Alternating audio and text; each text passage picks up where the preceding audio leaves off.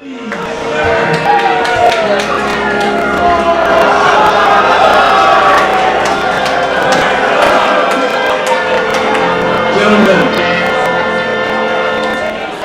may I have your attention?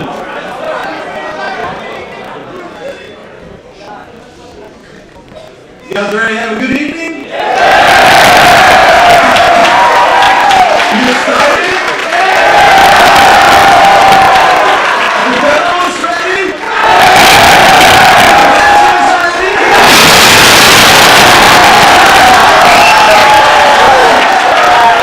We got some enthusiasm, some spirit tonight. This is gonna be a fun night, guys. Ready to get to it? Good. To kick off tonight's event, I want to bring up to the stage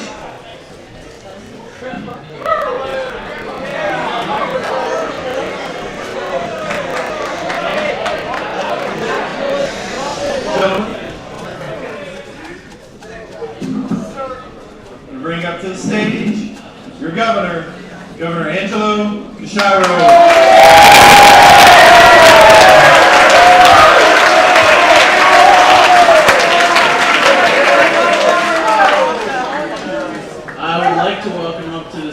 To lead us in prayer for our event tonight, Mr. Jacob Chalk.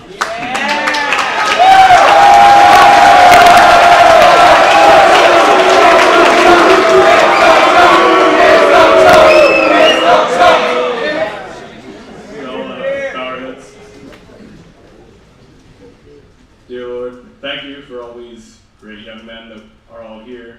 Thank you for the great improvement of the weather today. And please bless this meeting we're going to have. In Jesus' name, amen.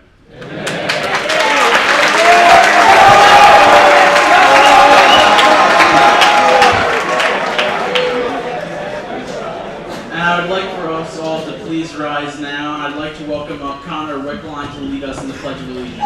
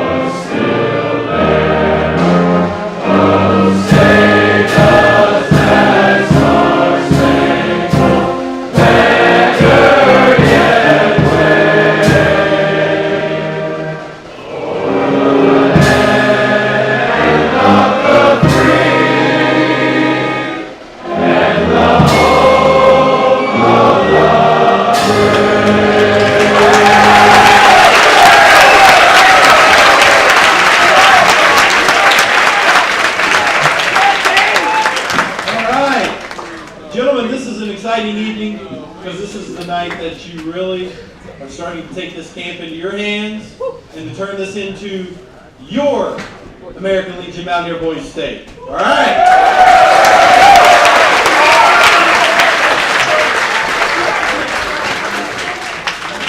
The two parties have chosen your nominees. You're going to present those to this camp. You're going to let those ideas go out, and you're going to let the people choose which ideas that they want, that they accept. They're going to choose how to govern your voice states. Are you ready for that? Are you ready for that responsibility? All right. So, I want to call up Mr. Joey Batten. Joey's going to come up, explain to you all how this evening is going to work. You may have a seat.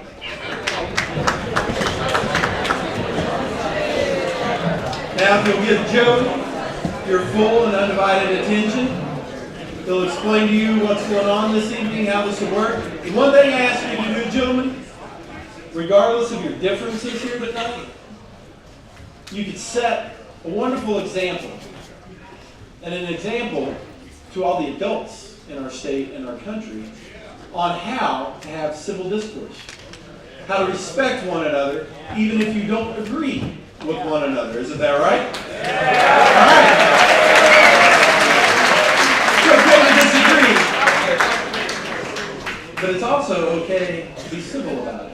So I want you to remember that tonight. Be respectful of everyone that comes up here, because they're all sticking their necks out, like we talked about earlier. They're all putting themselves out here for you to see, to put their ideas out here. It takes a lot of courage to do that. So I want to give everyone a hand for that that's doing that tonight. I want you to respect it and to respect this process. Without any further ado, Mr. Batten.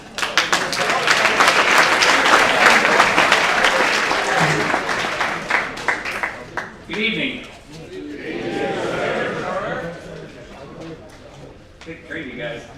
The way the party conventions are going to work is each party is allotted 25 minutes, and the party can use that 25 minutes however it chooses.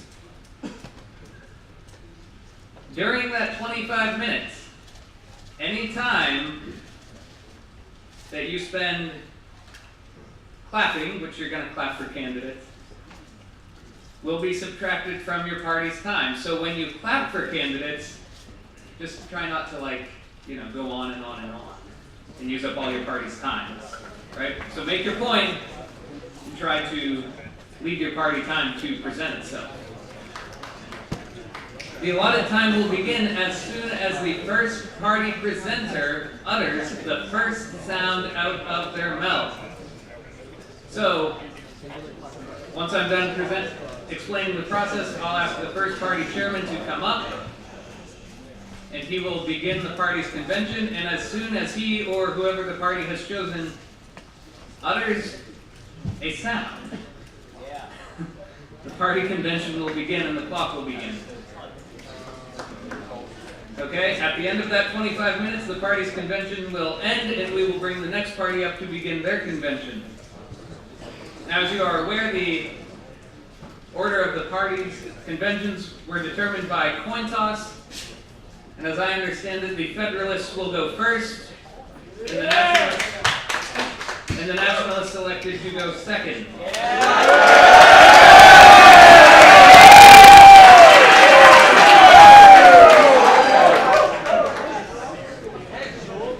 Please be sure to give the candidates from both parties your complete and undivided attention. It is not easy to stand before a room of your peers, almost 400 of you, and talk or present or however the party has chosen to display itself. So please be respectful. You all understand what respect is, I assume. If you would not want someone to do it while you were up here doing something, don't do it while they're up here doing something. So, are there everyone clear on how the party conventions work? Yes, sir. All right. I'm going to invite the Federalist Party chairman to come and be, as soon as As soon as the first sound is uttered, the Federalist Party convention will begin. So, I will pass the floor to them, and they can start.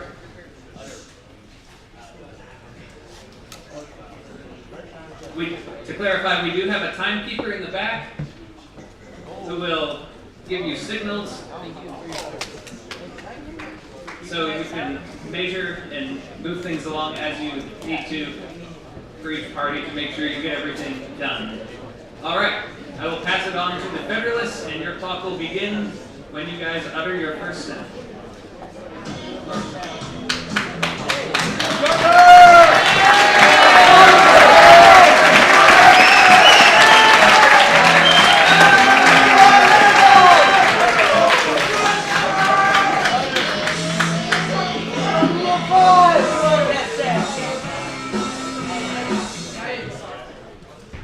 Good evening to all.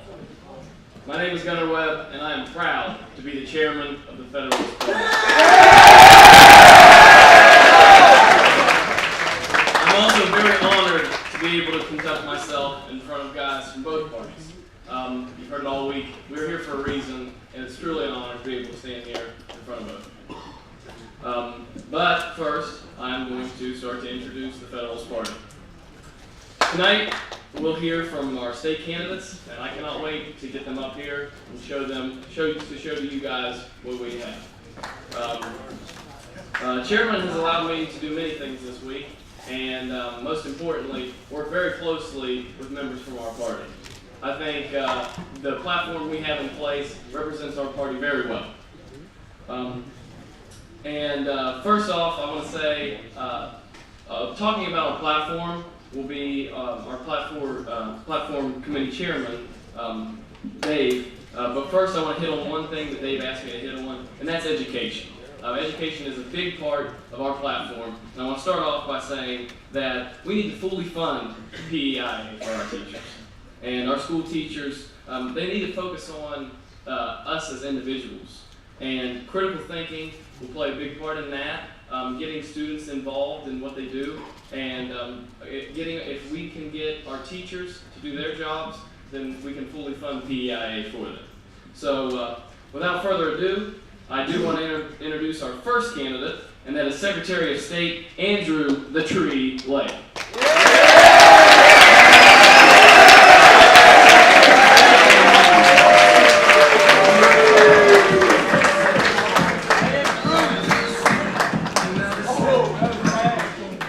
Good evening.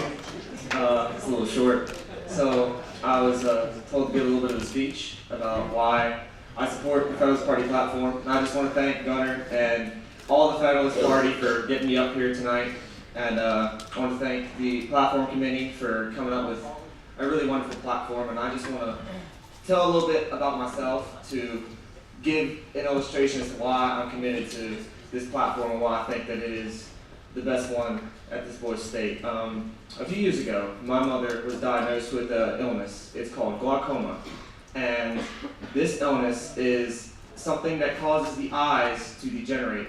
And that means that her vision is slowly and slowly going away and getting worse and worse. And in a few years, she could be blind. And this disease is something that runs in the family. And it's impossible to tell if I have it yet, but when I'm her age, I could go blind. And there's no cure for this disease, but one of the most scientifically proven treatments to be the most effective is medical marijuana. And that's something that our platform is very much committed to providing for all those who need it. And my story is not unique. There are many people in this great state of West Virginia who need this medicine. And at the current time, according to federal law, they cannot have it. And so this platform is something I'm very committed to for this reason. And that's my story. And our other wonderful candidates will give their stories and explain their side of the platform. But that's what I focused on, and that's something that if you elect me as your Secretary of State, I will make sure to put my whole heart into providing.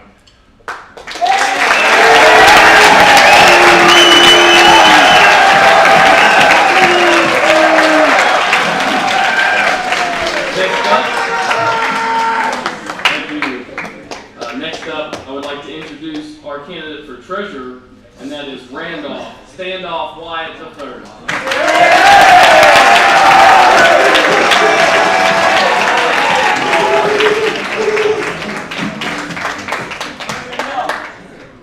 All right, everyone. Okay, I can finally get this thing to work. I am Randolph Standoff Wyatt. And with your support, I will be your treasurer from the Federalist Party to help support our policy. And if it keeps on raining like it has for the past yesterday, I will be your sunken treasurer. And I'll be very proud of it. Our policy plans to bring in a lot of business and corporation. Business and corporation can generate a lot of tax revenue for our state. It will keep employment up, that kind of thing. And a lot of taxes like that will need a very good treasurer to keep them all going where they're supposed to be going. Getting sorted, being numbered, being put in the correct deposit. So that you get to the place where it does good. Nobody likes taxes. You don't like taxes. George Washington didn't like taxes. I don't like taxes. The only part of it you like is when you get your tax return. So better keep it where it's supposed to be, when it's supposed to be there, and correctly deposited.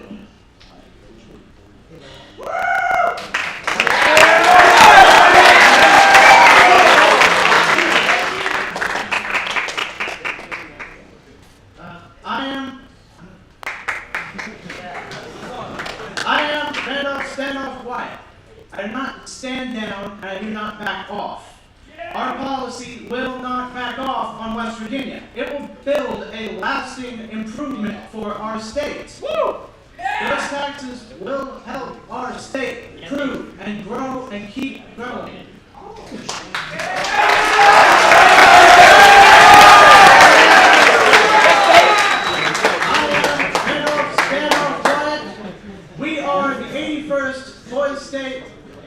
Legion, I suppose. I forget the exact terminology. Thank you for all your support.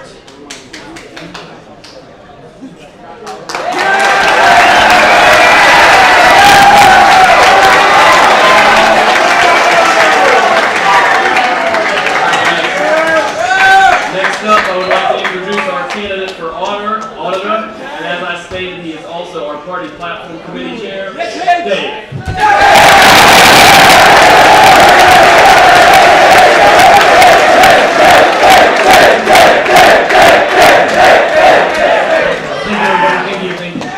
Alright, so I'm subtle.ray.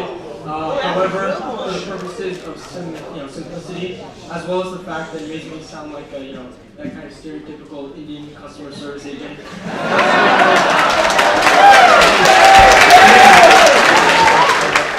And so for those purposes, Dave, of course, I think has become the good name for me as well. So, alright, so I will go ahead and give my review in terms of why I should be the auditor for the state. So, first of all, let's go over what an auditor generally does.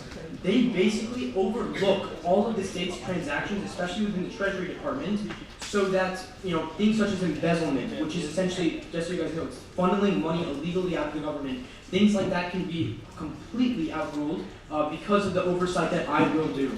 And so that's generally what that is. And just so you know, I can assure you that I am qualified to do such thing because I have such significant experience in economics and statistics, having taken AP classes for both. Now, moving on beyond that, I think that's a very superficial way to look at this job. I myself have ambitions that go far beyond that. Far beyond that. First, and it will be divided into two primary tiers. The first one will essentially be to significantly increase the revenue stream and overall profitability that is brought into West Virginia. I will bring our economy to heights that it hasn't been in many, many years. The second one will be to essentially diminish wasteful spending and to essentially decrease the inefficient allocation of capital and money, which is unfortunately a pretty huge problem right now in our government. Now, how will I do so? To bring revenue into our state, one of the things that I will do is to establish a business-friendly economy. We will cut down bureaucratic red tape and help to establish and maintain in-state business growth. Because if people keep on leaving, we can never grow our state's economy. We need to keep people here, we need to keep it in the state that we all love, and that's how we'll grow our economy. Now, how are we going to keep people? We need incentives. That's how you keep people. One of the things is tax breaks. We can attract large companies as well as family-owned companies to our state by giving them tax incentives, which would allow them to grow their business at a quicker rate without having to pay off, the taxes like property taxes and such. And so therefore, by doing this, we can bring tremendous financial success to our state, but more importantly, we can help to solve the ongoing unemployment rate issue, which, by the way, I would like to highlight is currently the third highest in the entire country at 5.4%. There is no excuse for that. We need to take care of that now. There is no more waiting.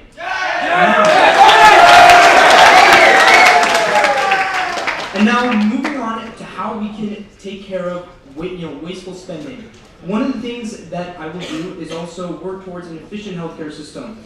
Currently, between 20 and 25% of the government healthcare budget is wasted because of reasons such as the poor delivery of healthcare, the accidental duplication of medical procedures, and the poor management in allocating government funds.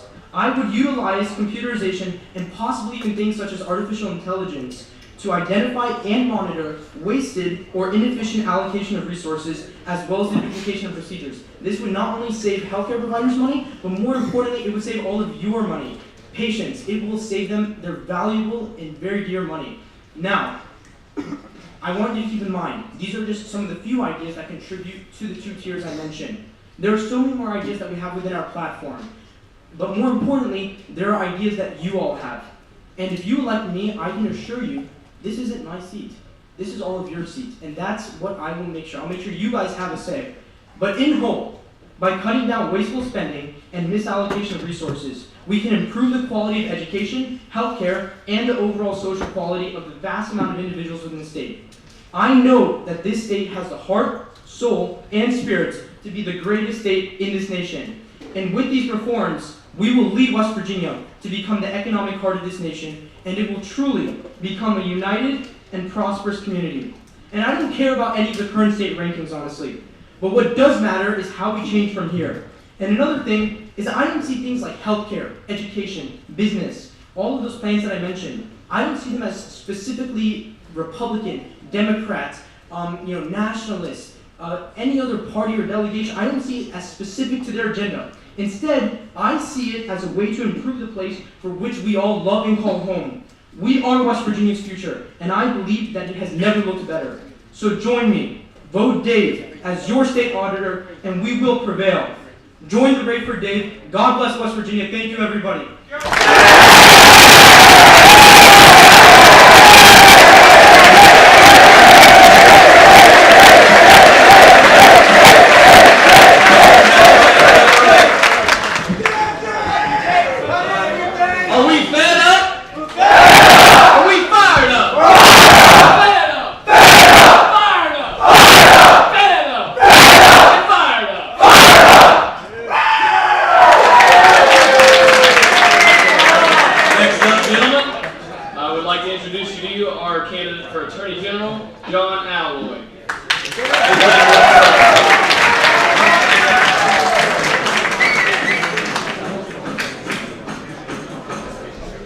Hello, my name is John, General Fro Alloy. I'm your candidate on the federal side for Attorney General.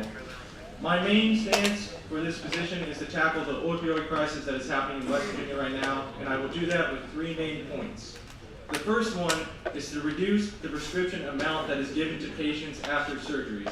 This is firstly the main reason that most people get addicted to opioids. The second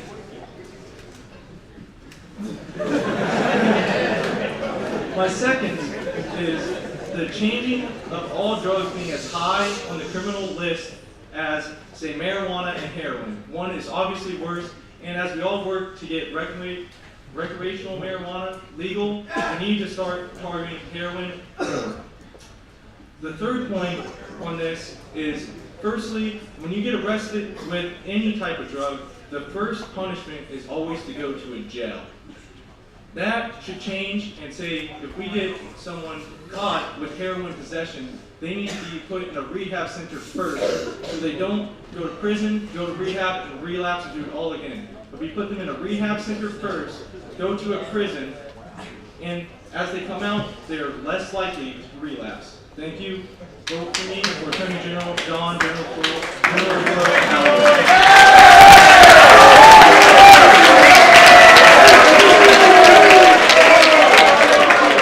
Next up to the stage, I would like to call our candidate for Commissioner of Agriculture, Mr. Rolling Poling.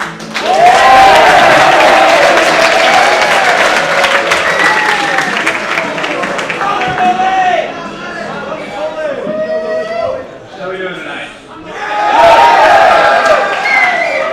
So, I'm William Nathaniel Rolling Poling. You know how hard it is to get people to remember William Nathaniel, so I picked Rolling because I actually got out of the hayfield right before I came here, and as soon as I go back home, I'm going back into the hayfield. So, I've been raised, I'm a family man. I support our veterans 100%. I've told the Federalist Party already they've become my family, and the Nationalists, I'd love to call you all family. I see a lot of brothers that are in my Upshur County cottage. I'd love to call you all brothers. I'm up here today because Mr. Kocius, wherever he's at, told me in my orientation, don't hold back, go out for it. And I saw Ag, and I was like, okay, Commissioner Ag, let's go do this. I support my committee 100%, and I saw the Nationalists, and I'm going to be honest with y'all, I just looked at it today, and it looks very tight. I actually like it almost better than I do my own. Sorry, I do. I like it.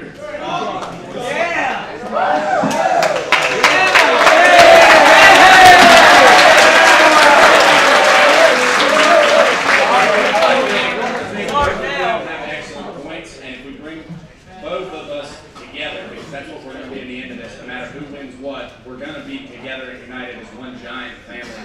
If we bring both of them together, they both have excellent points. They both have some stuff that can be thrown out and some stuff that's actually pretty good. So my time's got up. Rolling polling. Vote for me.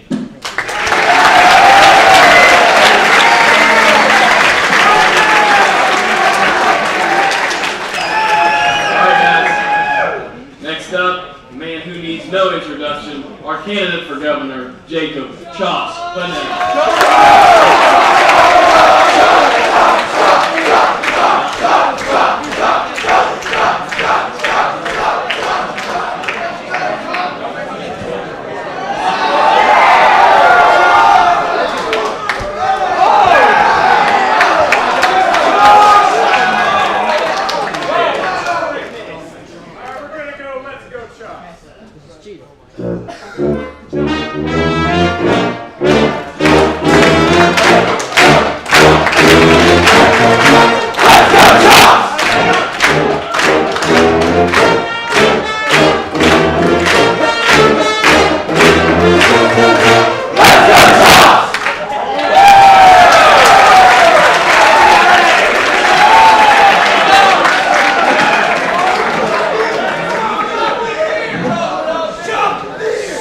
I'd like to thank y'all for your cooperation with that. Who has my notebook? Here, toss it over here.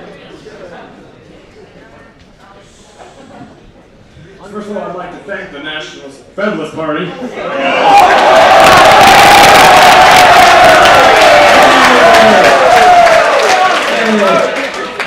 got a lot of them for bringing it. I'd like to thank the Federalist Party for my nomination as candidate. Now I'm going to try and get this through a little quickly. Just kind of go through over some of my views on our own platform and why I feel like my policy kind of ideas of this you should be with. So in terms of our economy platform, I think benefits for businesses in West Virginia are fantastic, particularly entrepreneurship from West Virginians to stay in West Virginia would be great. Even if that's just, if you're a West Virginia resident, maybe the first couple of years that you own a business, you have lesser taxes, or even just some kind of benefit or incentive to hire more West Virginians, as opposed to all the oil workers we have from Texas. Honor education. Now, one of our party platforms is some alternative ways for graduation, particularly having an option of computer science instead of foreign language if that be something you're choosing. I think because one of our platforms states that there's a lot more you can do if you don't want to have to learn another language, but the computer language that you're actually might use in your job. On our opioids, I do believe that an emphasis on a rehab would be as a phenomenal way to try and keep people from relapsing. That's one of our biggest issues, that people already get hooked on opioids and drugs and just relapse right back in. So I think a really big emphasis would be great for that. Now, the elephant in the room is always the medical and recreational marijuana. Stands for our platform. Well, a lot of people are saying that to do it for tax revenue, and as one of our speakers, Matt Warner today, said that's a terrible idea to do things for tax revenue. I've actually always been under the kind of belief that if alcohol is legal in marijuana, because in Colorado, they treat it very similarly. So if you're going to have that kind of vice, why not both?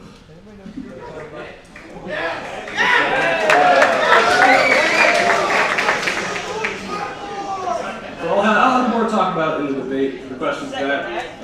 So before I leave, can't talk jokes. Alright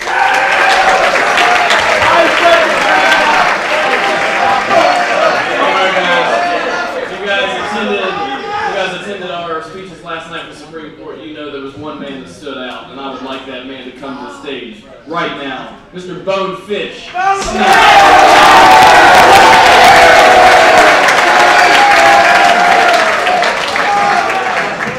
Good State, how we doing tonight? That's what I like to hear. Alright, most of you know me, but I'll introduce myself again. My name is David Snyder, alright. I'm David Bonefish Snyder, and I'm here to speak on behalf of the Federalist Party. We're the party. Move your mic back. We are the party concerned with the welfare of all the citizens of this great state. We are the party of the future, rooted in the common spirit of brotherhood, which has defined us in the past. We are the champion of the entrepreneur, the recovering addict, the fortunately privileged, and the unjustly oppressed. We are the party of change on the eve of a beautiful blue dawn. But we need your help. In order to give us, our teachers, the compensation they deserve, and provide them with the tools necessary to nurture a new generation of problem solvers, the leaders we will one day depend on, to remedy the opioid epidemic crippling our state and its families, to create pathways to a financially secure future through a marijuana tax and the expansion of our business sector. We will create a world in which the title of Mountaineer is worn as a badge of honor, desired by people from around the country.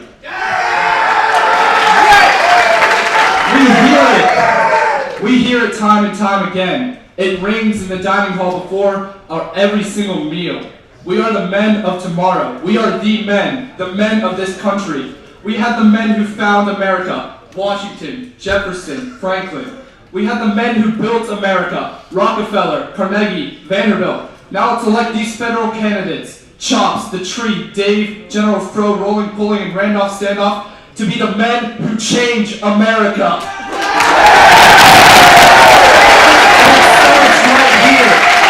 It starts here.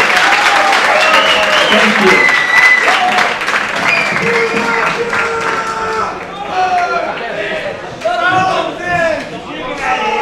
All right, let's hear it again for all of our candidates.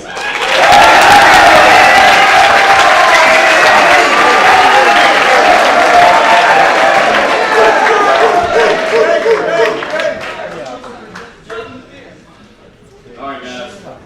So obviously, we're going to have some winners, we're going to have some losers in this race. Now, when it's over, when it's all said and done, it's going to be time to get our parties together. Okay?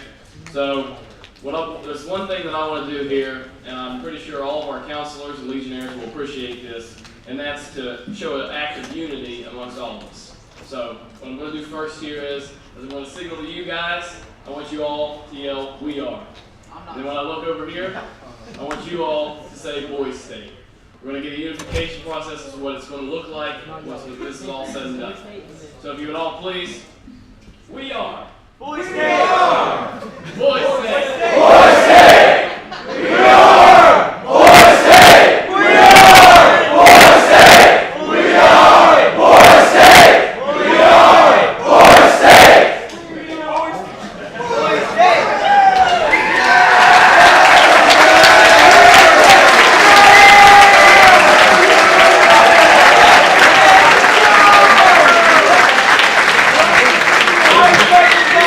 It's been my honor to stand in front of you all, and with this, I would like to say, chop the beard.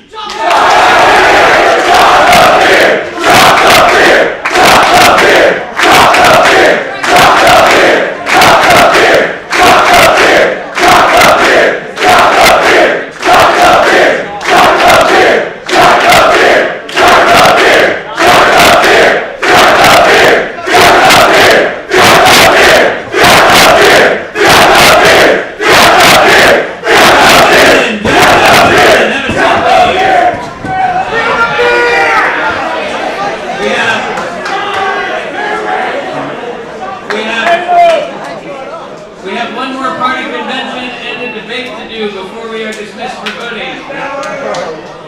So, we'd like to invite the Nationalist Party Chairman.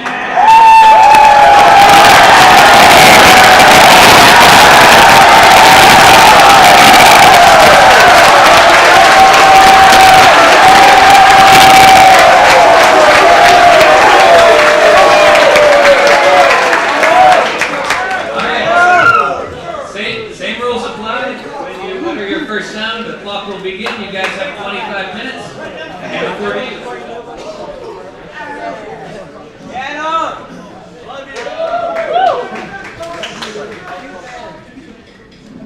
First, I just want to say thank you. It's an honor to be in front of all of you. This really is a great camp. I'd like everybody to give yourself a round of applause for a couple of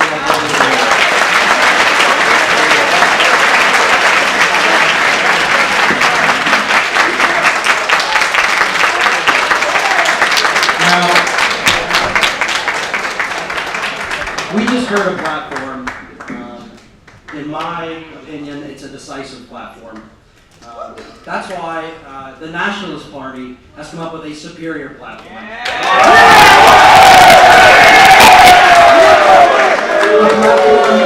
A platform that isn't federalist or nationalist, a platform that is truly Boys State.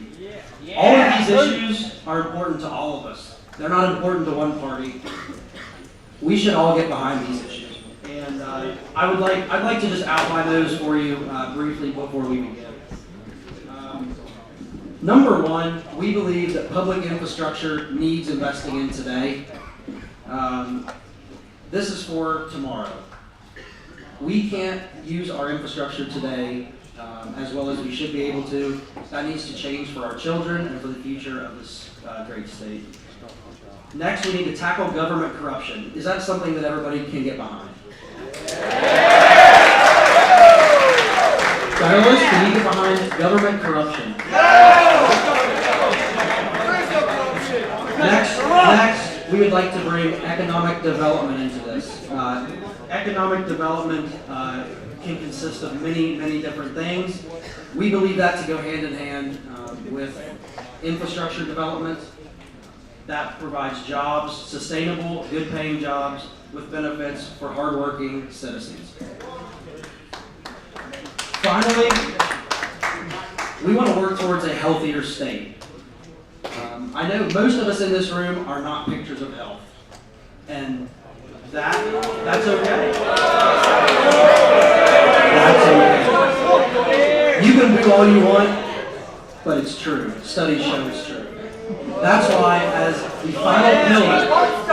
the final pillar in our Boys State platform is working towards a healthier state.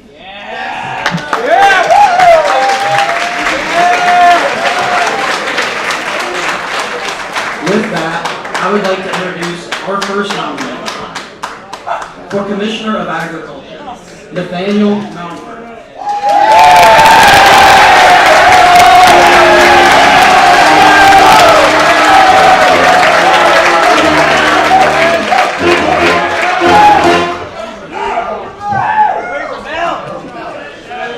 Hey boys, say how we doing tonight?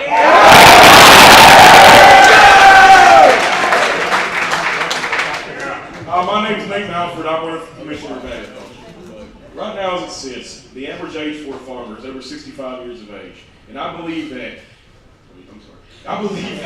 right now, rapid integration of broadband internet communication networks in rural areas will help to increase the efficiency and bring more young farmers to the table. Also, this will, among this, it will also increase the efficiency of the harvest and reduce the time it takes to get any food to our tables. This will result in fresher, healthier meals.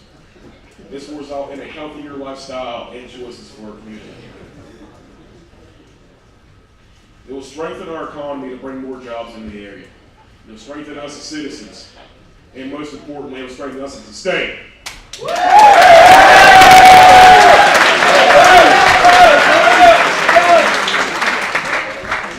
Remember, Nate for state.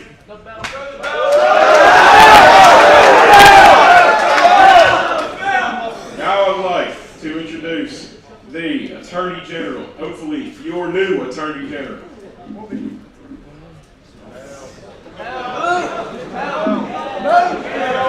Luke Henry, Quayteoma.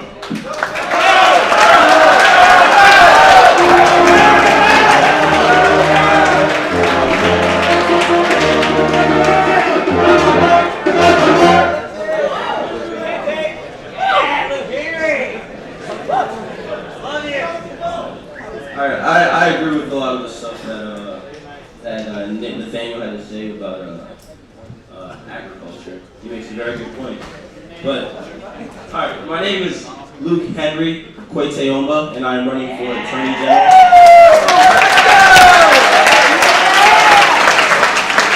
Yeah, back to what Nate was saying about broadband. I agree with that. I think it's something that should be passed in our government, but in order for something to pass, I feel like we need to have a clean government. Don't you guys agree? Yeah! But how are we going to have a clean government? How are we going to ensure that our government isn't corrupt? Let me tell you how, man. Yeah! You're gonna vote for me as Attorney General. You're gonna vote for me. Because I stand for justice. I stand for the state. But more importantly, I stand for each and every single one of you. And I want you all to vote for me so that I can show you how much I stand for you.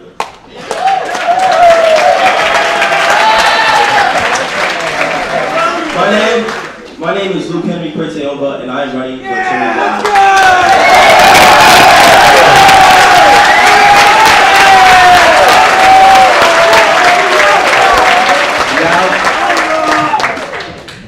And now, for treasurer, I'd like to invite up Big Adam Cox.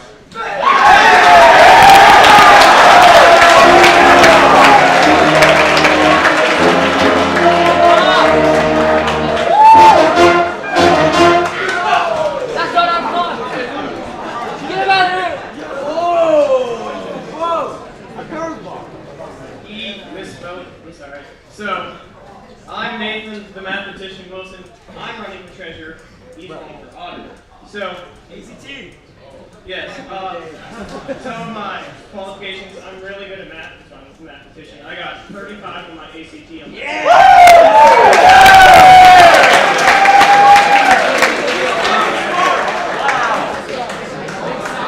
I also passed the bar exam, so I know how our legal system works. And I stand strongly against government corruption and for transparency. I will work hard to make sure that all of you know that your money is being allocated properly and that we don't have any $35,000 couch debacles again. Yeah!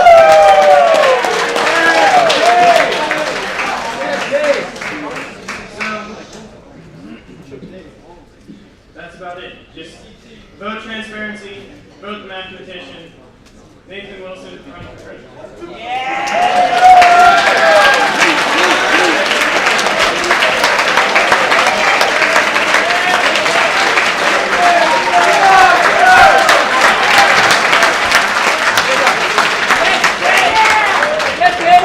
Now we have Big Adam Cox for audit.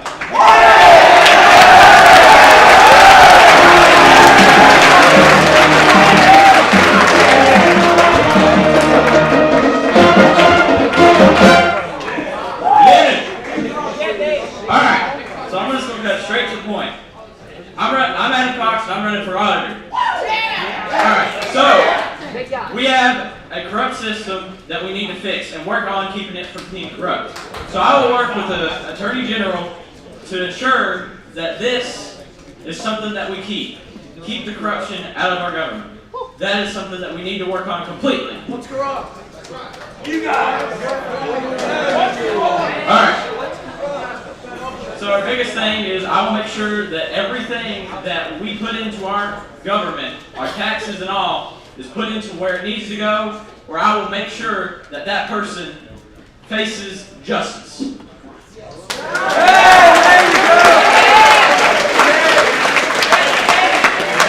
Through these actions, I also hope that from this, that we can bring more businesses into West Virginia, because the less corruption we have, the more businesses can trust in us to make sure that we are investing their money and time so that they can thrive within our state.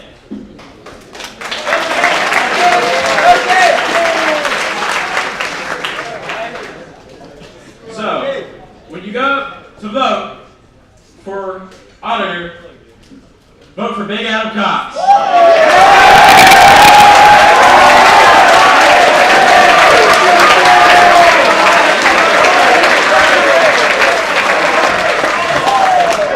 Now I'd like to introduce to you our amazing Secretary of State candidate, Zach Hill.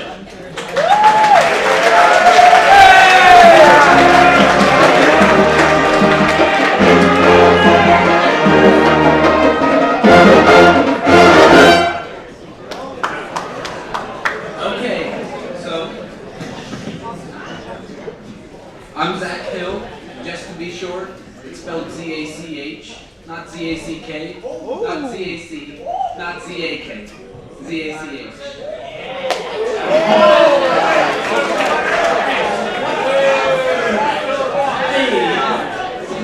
Now you gotta vote for me. What up, Zach? Okay, but anyways, so as many of you know, I'm running for Secretary of State, and from day one, I've been going about not only going for votes in just the nationalist part, but also the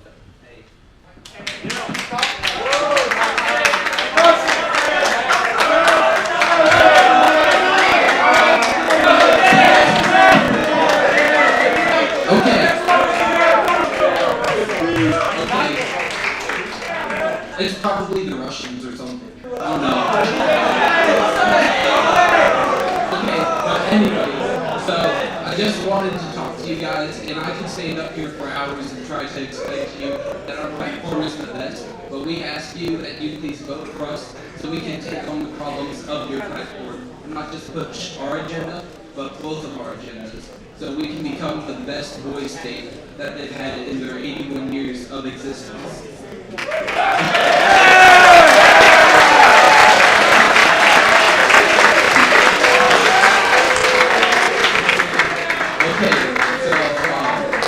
I would just like to thank everyone for the opportunity of being a candidate for Secretary of State, and I'm so thankful to be running against Andrew, a great candidate on the Federalist Party. Yeah, right. Now I'm gonna hand over the mic to Adam Cook.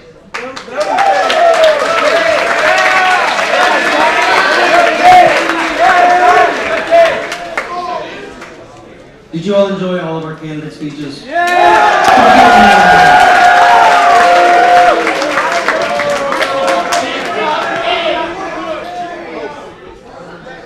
So So at this time, I would like to dive into our platform even deeper because I think that it's going to be very well liked among both parties. I touched on investing in public infrastructure earlier. To broaden that, just as our nominee for Commissioner of Agriculture touched on, we need to install fiber optic networks that are going to boost speeds in rural areas of the state. This ties right into fixing and rebuilding our crumbling infrastructure. You guys have been on our roads. Do they need fixed? Yeah. Do you want to see them fixed? Yeah. Next, we showed you respect. Next, we believe that tackling government corruption is something that everybody can get behind. Can we all get behind it? I can't get behind that. That's sad.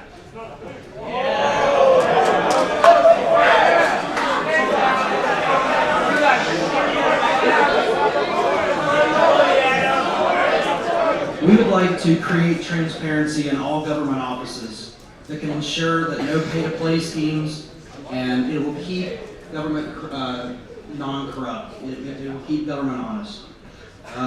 Next, we also, just like the feds, believe that education reform is a must.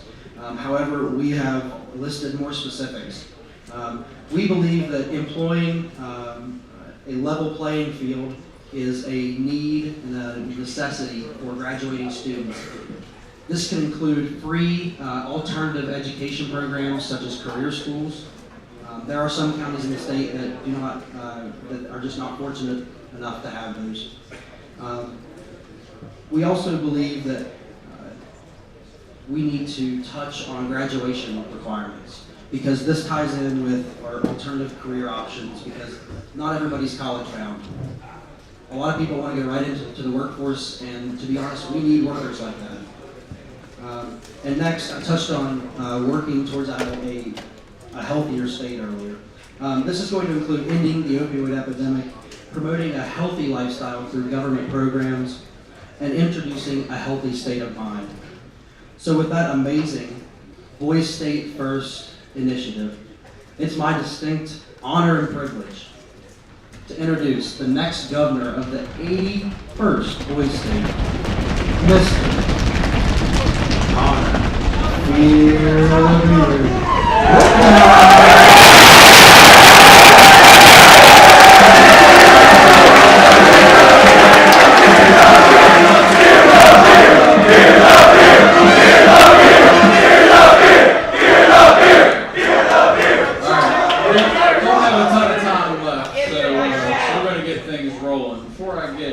Get too in depth on things. I want to present something to you guys.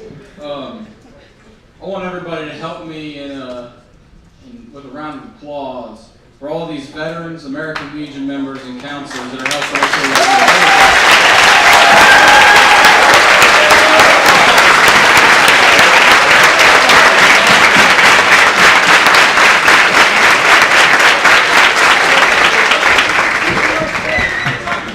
throughout the week, be thankful to these guys. They put in a lot of work for us to be here and giving us this opportunity, especially when you see the ones with the reg tags. Thank them for their service and the time that they've spent here with us.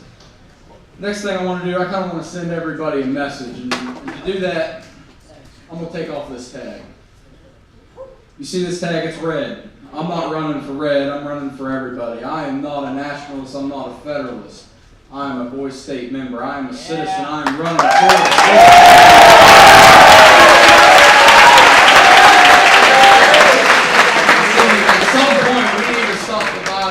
ourselves, and we need to look at each other as one and see what we can get done truly.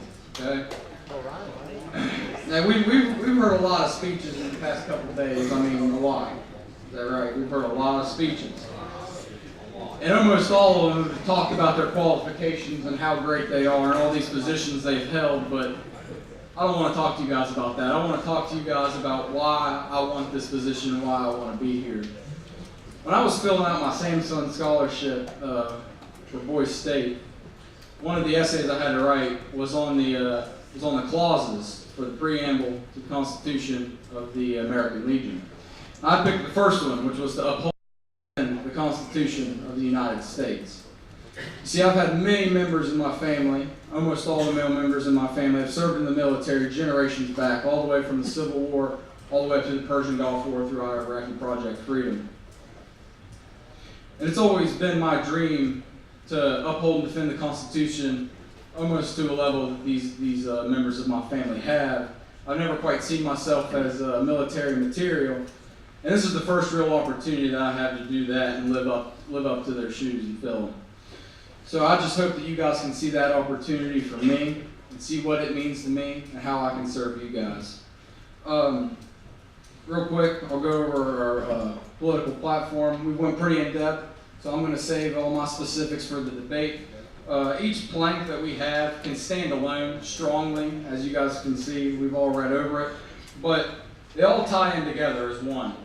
They all work with one to make a stronger state for the central theme of changing for the better. That is really what we need to do. There are a lot of problems that we have right now that need to be changed, whether it's the opioid crisis, the corruption, all of it. All of it needs change. And we're going to do this by investing in infrastructure to boost the economic development and finding funds for these by tackling government corruption, all while working to get a healthier state. I want to leave you with this. I don't want the privileges that come with being governor. This is not a spoils system. I do not want to sit here and reap the benefits. I want the privileges of serving you. I want the privileges of being your governor, serving as your governor.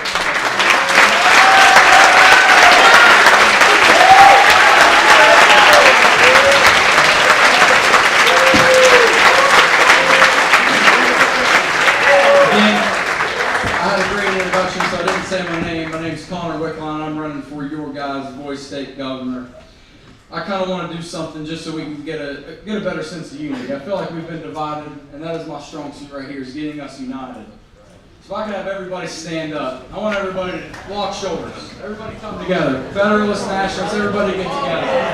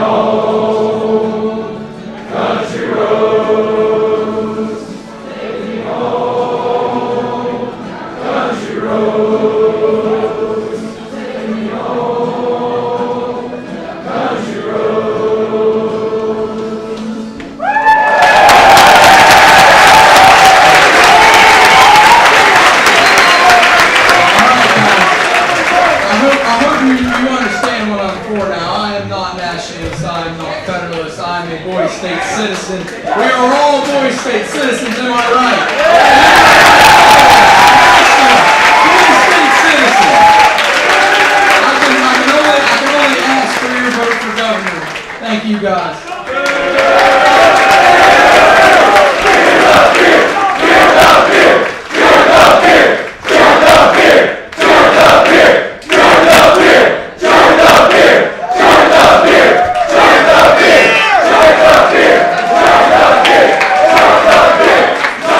Thank you.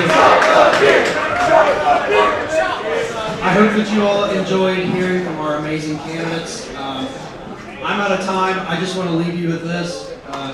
Vote for what's best for Boise State. You need to think about the impact that this governor will have.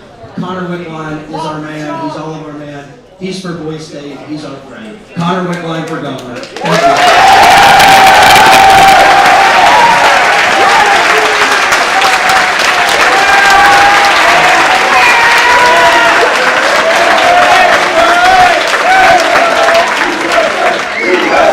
you.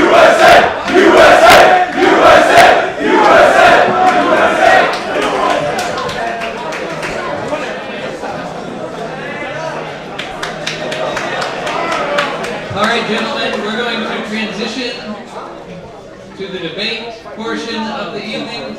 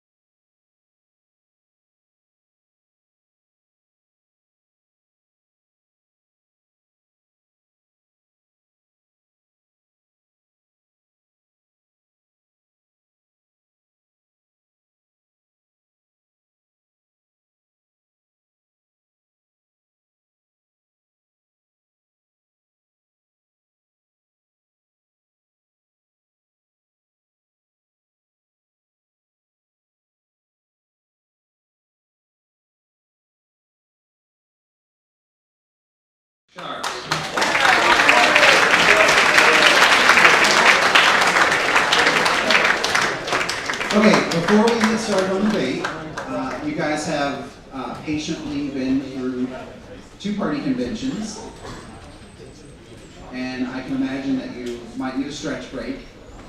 It is currently 9:05. The debates will start back at 9:10. Go to the bathroom, grab a drink, stretch, do not go.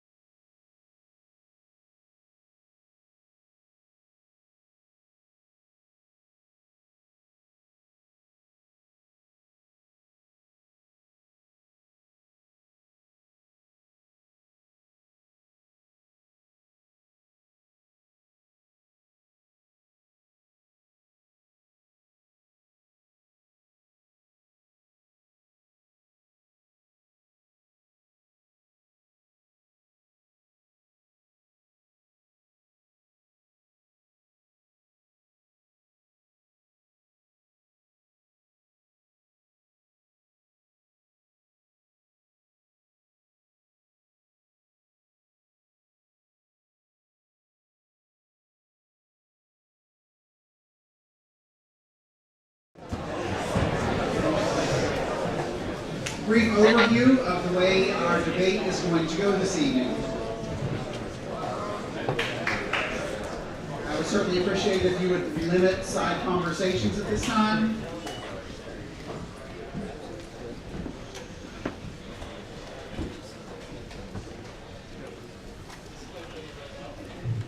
All of our down ballot candidates, all of our candidates other than governor, will each be presented with one question.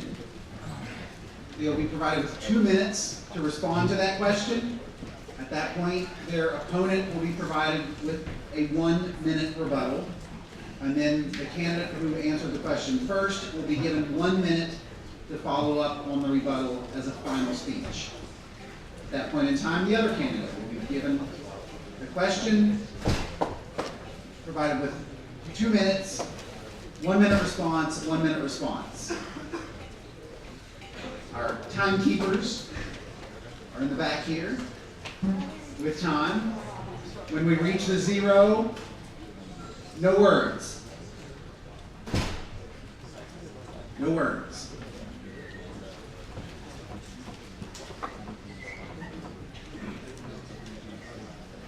Once again, the purpose of debate is to understand your candidates' positions and to understand how they will enact policy. Use tonight's debate as the opportunity to decide which candidate earns your vote in regard to which principles and policies you support. Without further ado, our first question will go to Mr. Poling, the Federalist Party candidate. Among its major party agenda items, the legalization of marijuana for medical and recreational uses.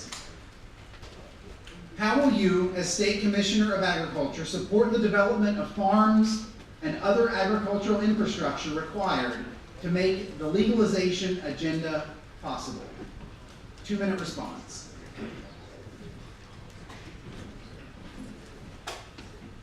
So I've been thinking on that all day because I actually got asked the same question in our caucus, and we have all this property in our state that is just sitting, owned by somebody, and it's just falling to the ground. I think that the state needs to buy it from them, make an offer, a reasonable offer for it, buy it, clean it up, so that it can be to where we can raise our own medical marijuana on it, and then distribute it that way instead of getting it from somewhere out of state, or in some cases from over to the other edge of the coast. I think that people will get jobs off of this because farms need farm hands, we need people to help run the equipment, that kind of stuff. So that's all I have to say on that.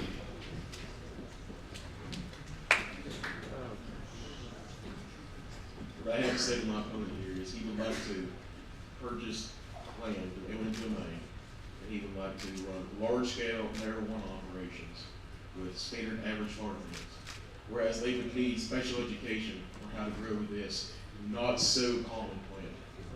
They would need special tools. They would need a lot more money than would be brought in by the medical marijuana side. Their main reason for medical marijuana is taxation on recreational use before taxation. The amount of taxation. I have to actually disagree with him on the farm hand. It would be no different than raising any other kind of crop. Yes, there is, hey, it's marijuana. Yeah, there's certain things you have to do with it, but it doesn't take a rocket scientist or a college graduate to figure that out. Anybody in Barber County, I mean, we've had a drug epidemic. Anybody can figure out how to do this stuff. It's really not that hard.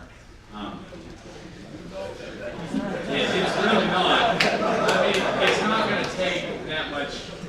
It's not going to take that much money because minimum wage for a farmhand, that's pretty good money, and it's honest, hard work, and that's what this state needs.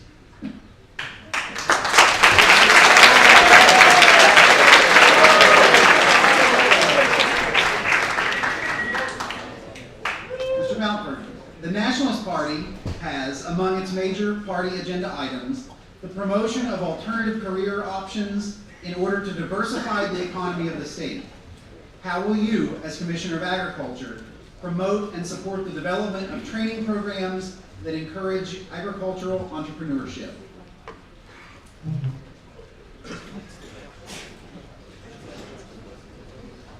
When people think of our state, they think of a major exporter of coal or lumber. What I want to do is make that an exporter of crops. We need more advanced education programs to grow crops more efficiently without using harsh GMOs that can potentially hurt people.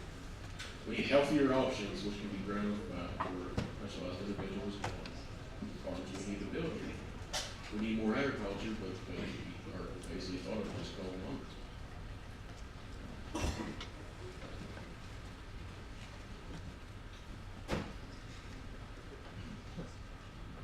all I have to say.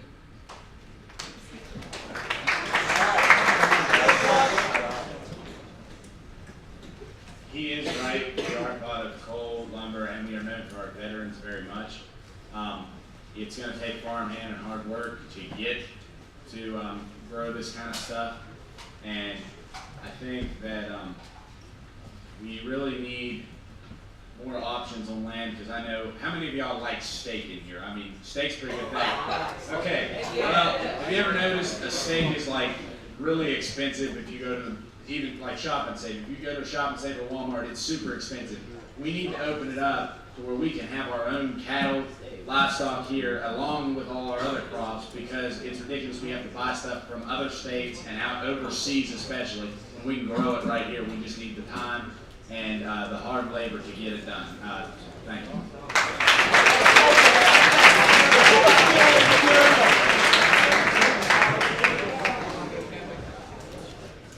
Like everybody else here, I do love good steak. I'm not getting that. It is very expensive. That's because all the production that has to go to keep with USDA compliance. We sold on a mass scale. That involves a lot of water. A lot of water that gets wasted in production. We can find ways to maybe make that process a little less hard on the environment. Maybe reuse or purify some of that water. We can reduce the cost of steaks. Yeah, that's not what we're 100% going after. We're going after creating jobs and companies around here. We're going after a better agrarian society for interesting. Show us the song.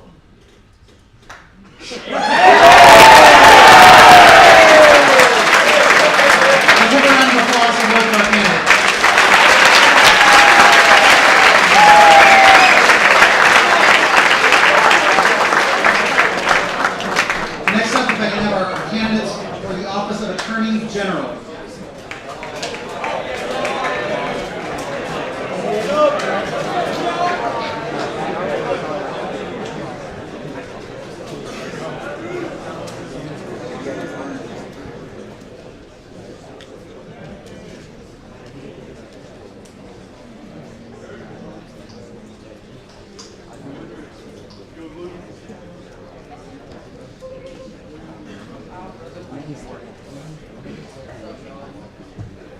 Our first question will go to our nationalist candidate, Mr. Omba. Eliminating government corruption is a central tenet of your party's platform. As Attorney General, how will you act ethically if you see corruption occurring among state elected officials that you serve with, including from possible members of your own party?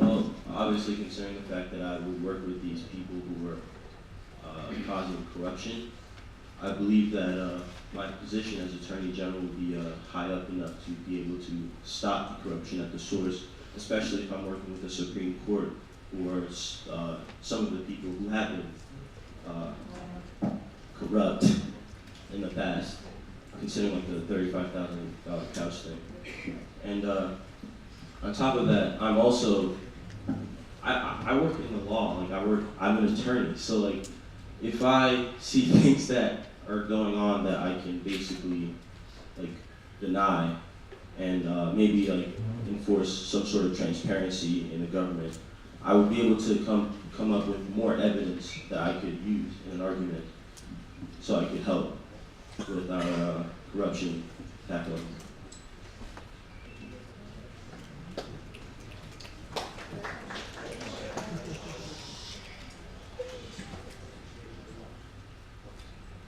To respond ethically to this problem of corruption in our own side of our own government, yes, we are hard enough up on the law scale to deal with this ourselves, but we would need help from government officials such as the governor and the Supreme Court.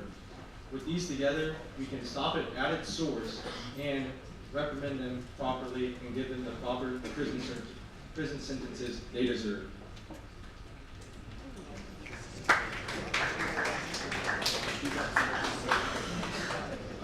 I do agree about, yeah, it does require cooperation, which is why I'm a nationalist and I'm rooting for Connor, because I believe that he is pushing forth the ideals that will help stop this sort of corruption.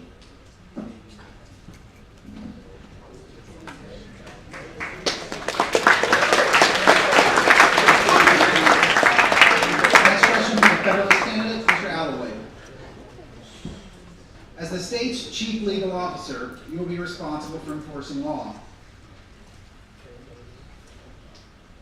If there's a law that you personally disagree with, it's been promoted by the opposition party, but yet you're obliged to enforce the law, how will you use your legal experience to enforce and uphold the law, even though you may personally, or your party may disagree with that law?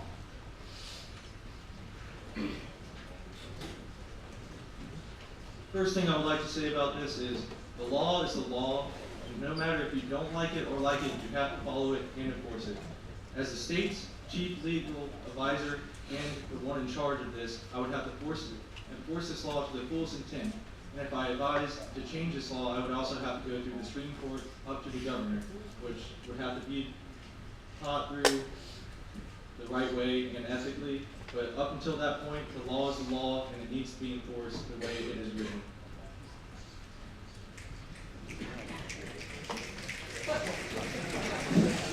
Alright, so according to my candidate, if, for example, there was a law that raised all of your taxes for the, with that money that would go to the government officials, to be more specific, that his job would be to enforce it, even though that is relatively corrupt. If you think about it, you don't really need to think about it that hard. It's obvious that if a law like that would pass, it would be for corruption. And he's saying that if a law was to be corrupt, his job would be to enforce it, which is pretty counterintuitive, if you ask me.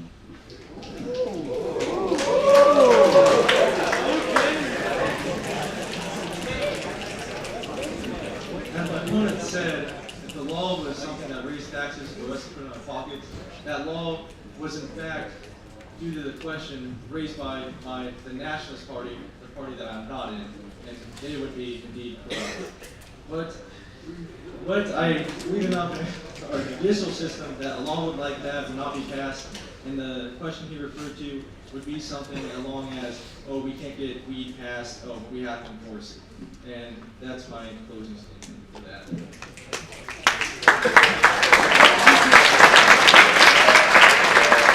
Round of applause for both of our panelists.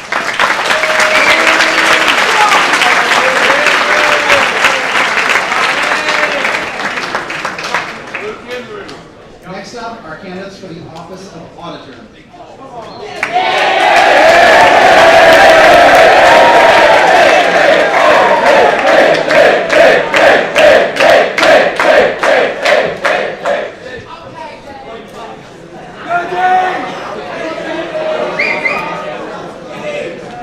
To our Federalist candidate first. Your job as auditor will require a maniacal focus on protecting the state's money and ensuring the government organizations act ethically and appropriate. As auditor, what steps will you take to make sure that the Boise State government is held accountable?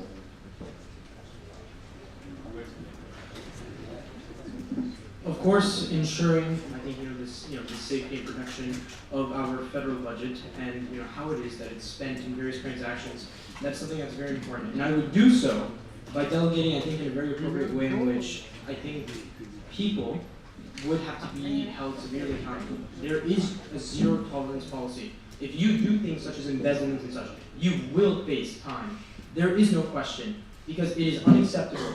As it had been mentioned earlier, when it is that we had a fellow auditor that came by within the dining hall, we know how much it diminishes our state productivity when such a thing happens. It is unacceptable. You are taking away funds that could be used for various purposes, whether that be, allowing people to further their life and actually survive, for funds from like Medicare, Medicaid, or even if it's things that is centralized around giving us fundamental education.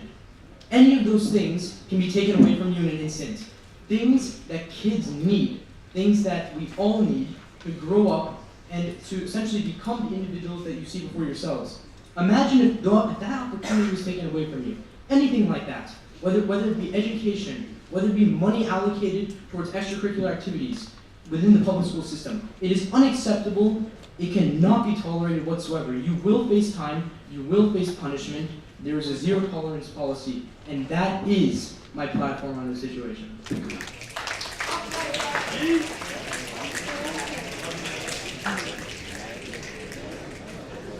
We'll come out with this and say I agree with him completely.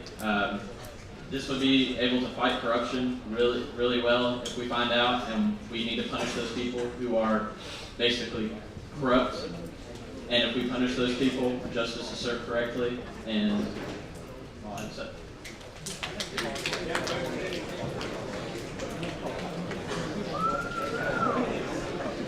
So with that said, so I think I'll just go ahead and reiterate more what I was saying. So yeah, it is, I think, without a doubt, I don't think many people would disagree about this, but it is unacceptable. We cannot allow this to happen. Kids and their futures are being crumbled in this process. You are tampering with that. You are tampering with the development of a life, such as yours. Imagine if that was taken away from you. Just put yourselves in that shoe if it were to happen to you. It is unacceptable. Things cannot be tampered like this. And honestly, embezzlement, whatever the form might be, if you are interfering in any governmental transaction in an illegal manner, there will be consequences at the end of the day. Because you are hurting the society for which we all love, and that is West Virginia. West Virginia is our home, and there is nothing I would not do to protect West Virginia and its people, because we are the greatest state in this country. Thank you.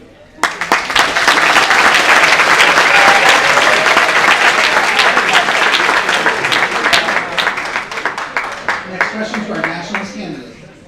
The Nationalist Party platform talks specifically about tackling government corruption in order to promote greater transparency and access to information. As the state's auditor, what specific action steps will you take to ensure that greater transparency is incorporated in every facet of your office?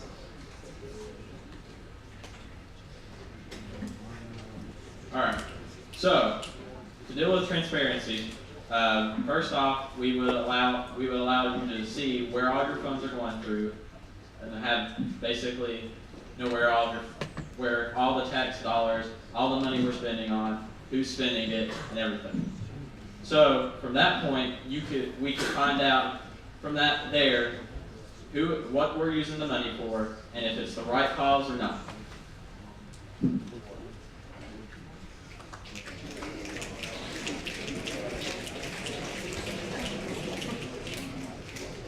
That's an interesting concept. So yeah, I think definitely we should let the people know as to how things are being allocated in terms of the money that we spend. It is their right.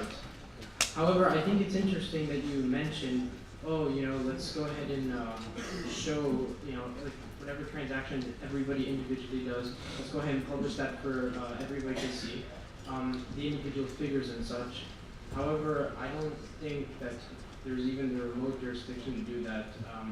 The government isn't exactly able to just simply publish the numbers of everything that we do. That has never, ever, ever been something that we do. It's been something that's kept in discretion for the most part, because we have certain people applying. Instead, I believe that there should be multiple people. Like I said, this is a people's job. I don't think just showing the funds to everybody is going to do everything, how we spend our money. No, we need to allocate these responsibilities to multiple people so there can be trust. We are going to give the people a say. We are going to bring other people on board, because it's not a one-man job.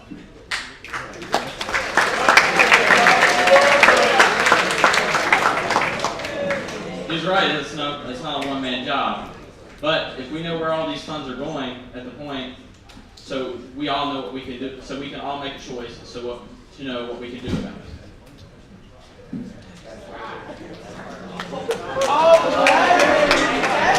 Round of applause for our candidates.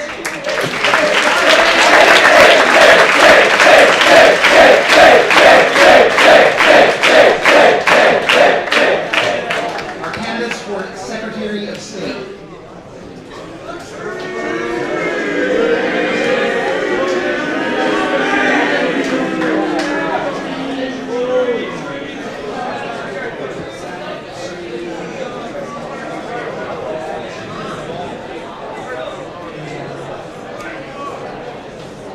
Our first question will go to the nationalist candidate.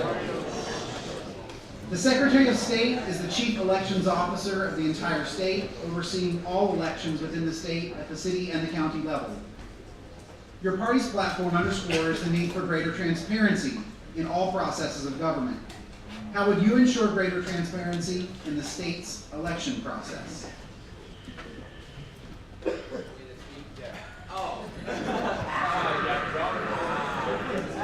Okay, so when it comes to transparency in the elections, I think we should just focus more on the broad aspect of what exactly is going on with campaigns.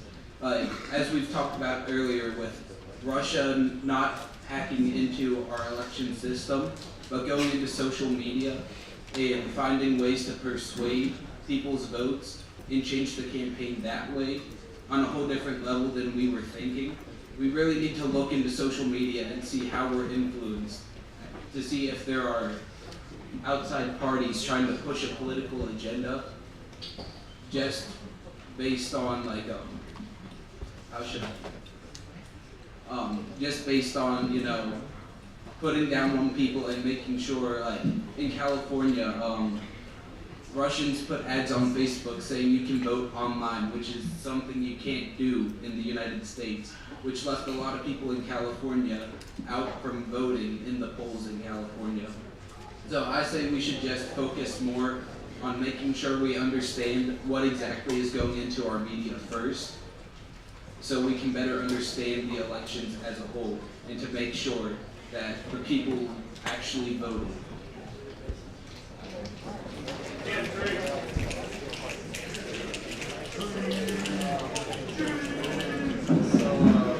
Zach has made some interesting points. I would just like to say that my response towards this question would kind of right off what Dave said. This is not a one-man job, and the treasurer and the auditor are both extremely important offices that are going to help make sure that money is not being embezzled and corruption is being kept out of our government. And I think that working closely as a unified voice state with all the members of government is a way that we can keep this corruption free. And yeah, that's my answer.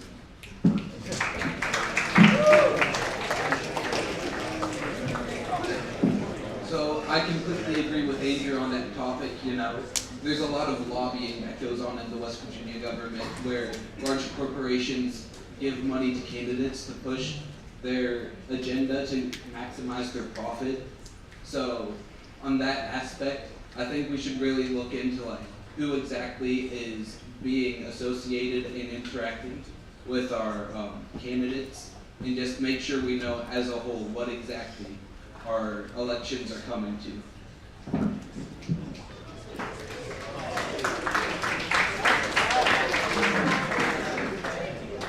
Next question is for the Federalist candidate. Your platform discusses the importance of moving into the 21st century.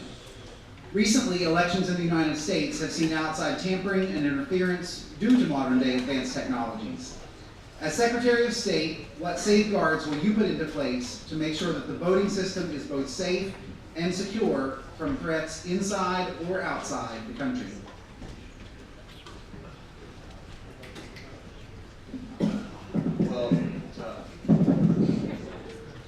Well, the things that I'll put in place to protect us from outside threats will most definitely be, this goes into just West Virginia needing jobs. If we can add technology classes to our schools that are good, we could have a strong cybersecurity force in our government that can protect us from any kind of outside interference with the election. And social media is a big thing, but another part of, a lot of that is just deceit and people not understanding how voting actually works. So I think that civics classes need to be more important in school as well.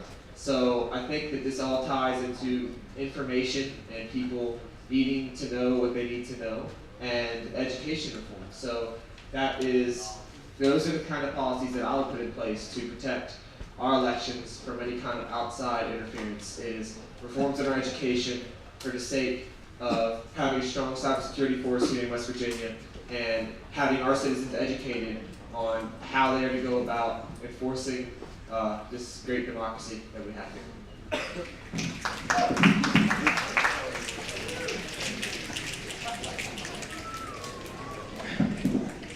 So I completely agree with Andrew on the fact that we should focus on making sure all Americans understand exactly the whole voting process and how important it is.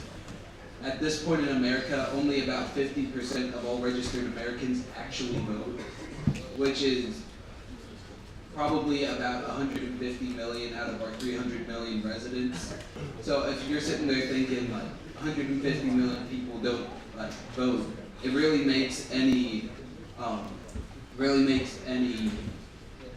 influence from an outside source really be felt. And if we could increase our voting base and make sure all these people are educated on how to vote correctly, any possible influence could be stopped there because it would have such a minimal effect.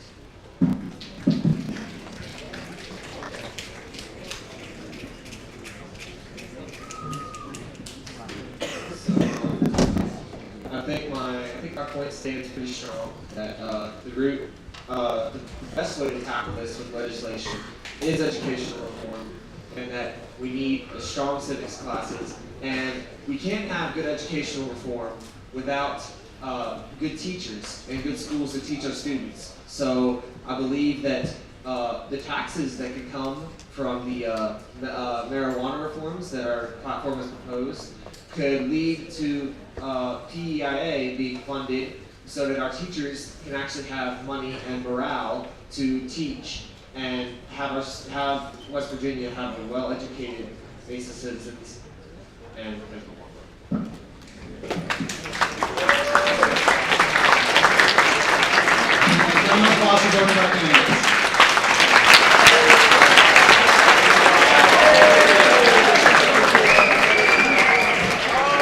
Our candidates for state treasurer.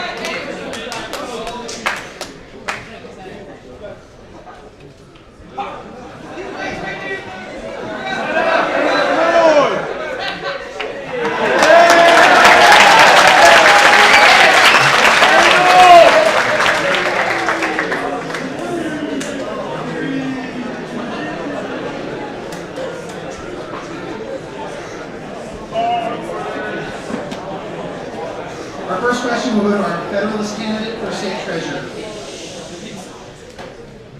The Federalist Party platform wants to provide property tax cuts to businesses moving into the state.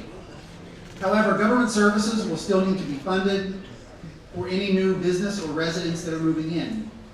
How do you plan on generating revenue to pay for these programs and ensure fiscal solvency for the state?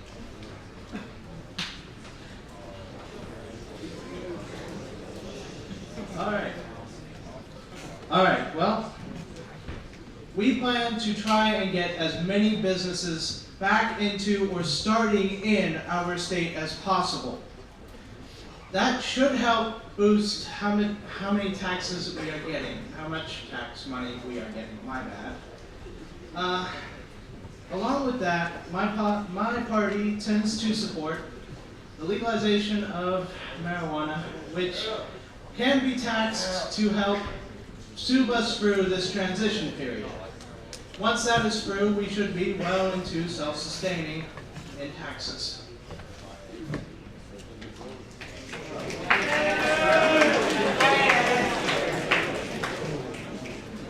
have to agree with what most of my opponents said. Legal marijuana can bring in tax revenue, but if we cut business taxes or taxes on new businesses too much, then we won't have money enough for what the amount of land that the new businesses would take up.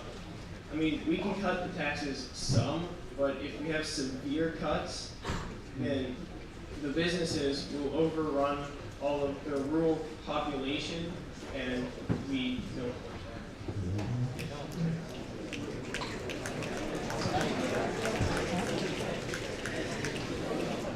Well, for one thing, nobody ever said how far we were going with a tax cut. The ideal amount, which can likely be found through proper studying, proper surveys, and just experience overall, we can find the correct amount of tax cut to lure in businesses without cutting too much. And as far as luring in larger corporations, eminent domain, which would be used to give them the land or let them purchase it, can be a bit costly, but get the proper deal, and we should be fine as far as bringing in business and maintaining our taxes.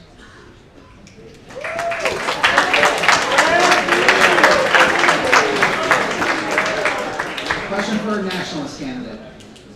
Your party's platform advocates for the legalization of marijuana. Other states that have legalized marijuana have struggled with taxation and accounting on small businesses that grow and sell legalized marijuana. As such, how will you manage the taxation and revenue system that is generated in sales in a way that effectively prioritizes the state's best interest?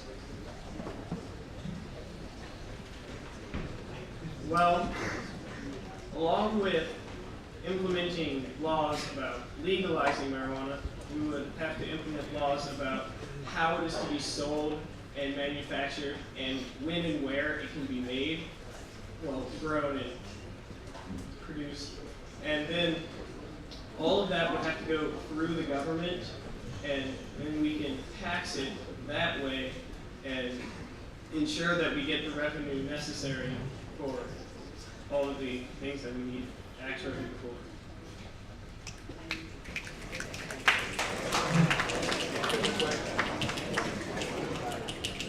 Well, if I may,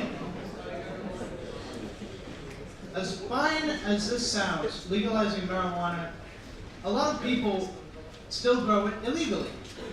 They produce it illegally, they handle it illegally, my bad, and they will distribute it illegally. There is going to be an issue where, like moonshine, we've grown back in the middle of nowhere, which West Virginia has a pretty good amount of middle of nowhere. Not a knock on it, it's beautiful middle of nowhere. They have all the land in the world to go and grow it illegally without taxation cutting into their personal profits. Thank you.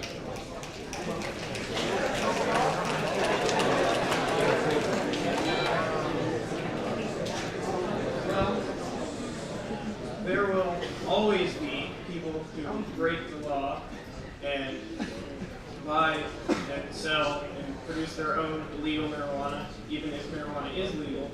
But a lot of citizens, if it were legal, would be encouraged to purchase it legally, because otherwise they'd be arrested for purchasing it illegally.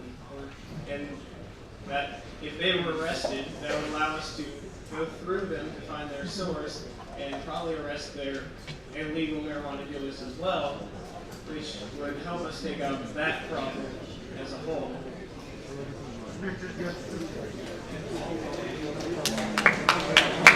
Round of applause for both our candidates.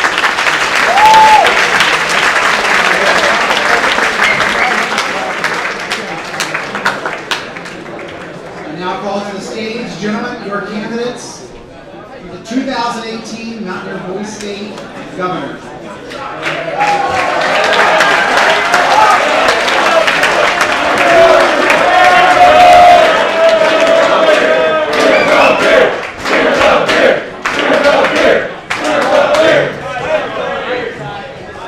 Let's see the flow!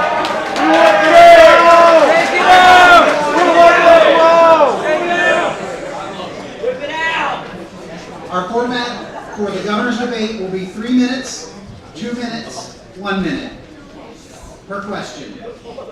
Our first question will go to the Federalist candidate. The Federalist Party has prioritized education reform on its platform. As we all know, the teachers' strike of 2018 put West Virginia teachers on the map and is cited as having led professional educators in many other states to do the same or similar in order to advocate for higher pay and cost-controlled healthcare insurance.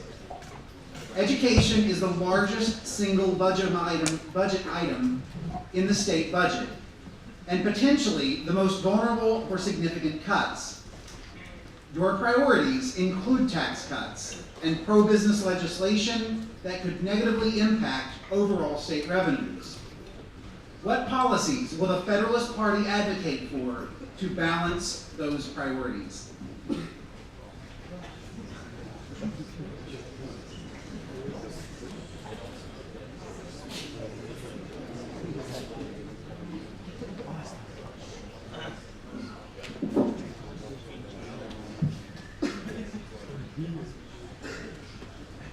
In regards to the question,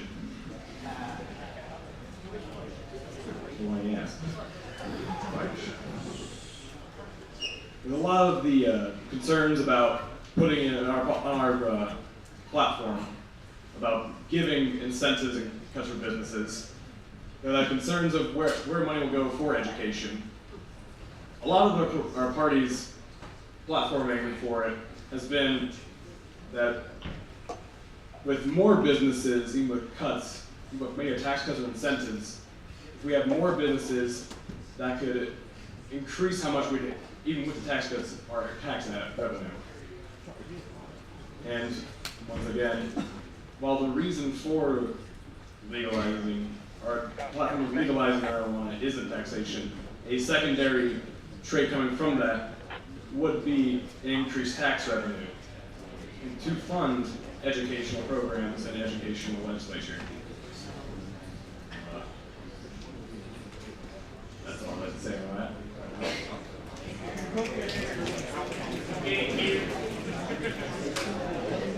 First thing that I'd like to state is this Federalist Party over here state that they are for tax cuts, and some of you might not like this, but I am not afraid to tax, actually. While tax cuts are good in some places, sometimes it's needed in other places. The last place where we need to be cutting taxes is the teacher's budget. Whenever there's a budget, such as the entire state, there's always money to be found somewhere. One point that I'd like to make is a lot of this money is being lost to government corruption. That is a strong place where we can find a lot of this money to be found, and as well as economic growth in the state by bringing new businesses in to help fund these teachers who are the future of our state and help to grow it. Thank you. Yeah.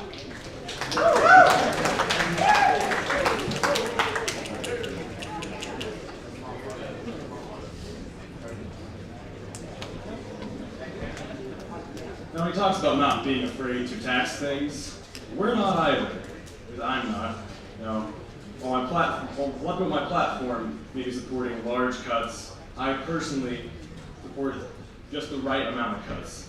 One of our candidates earlier today said research to be done on that. That also, for my personal platform, not just my party's platform, is more incentives for entrepreneurial businesses in West Virginia, of West Virginia business owners, to try and keep them in. And now while taxes aren't great for businesses, for people, I believe that if we did, it would help incentivize business to come in, and that would help.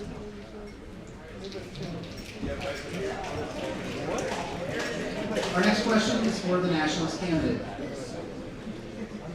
The Nationalist Party plans to make major investments in infrastructure. The fiber networks, roads, bridges, and other developments will cost billions of dollars. State budgets are already impossibly tight, and there are so many competing priorities. How will you, as governor, ensure that the investments your party makes will create the desired impacts in moving the state forward?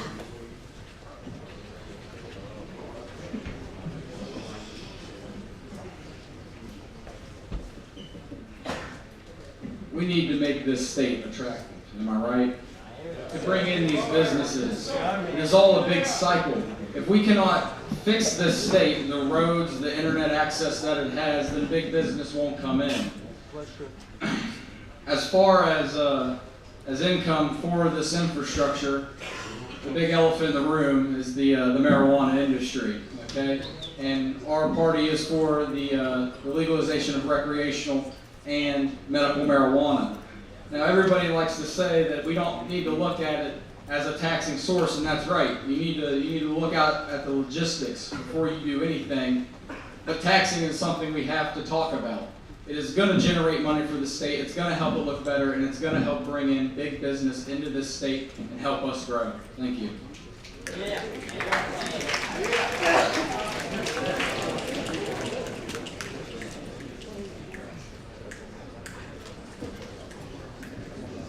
Well, I do agree, completely agree with his ideas of the tax revenue that would come from guys like marijuana. But what you said about talking about making the state attractive for businesses comes right back around to what we had said about incentivizing, giving business incentives to come to the state. Because the incentive is supposed to come to the state so they can eventually be paying taxes because they are cut a little bit. So, on that topic, I do agree with the idea of the taxation of marijuana.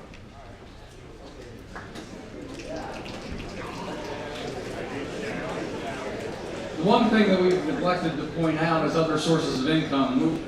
We've all just been thinking about the state. We haven't talked about private funding yet. There are many companies and private individuals who have interest in this state. They have their roots in this state and want to see it prosper and they want to see it grow. That's all I want to tell you.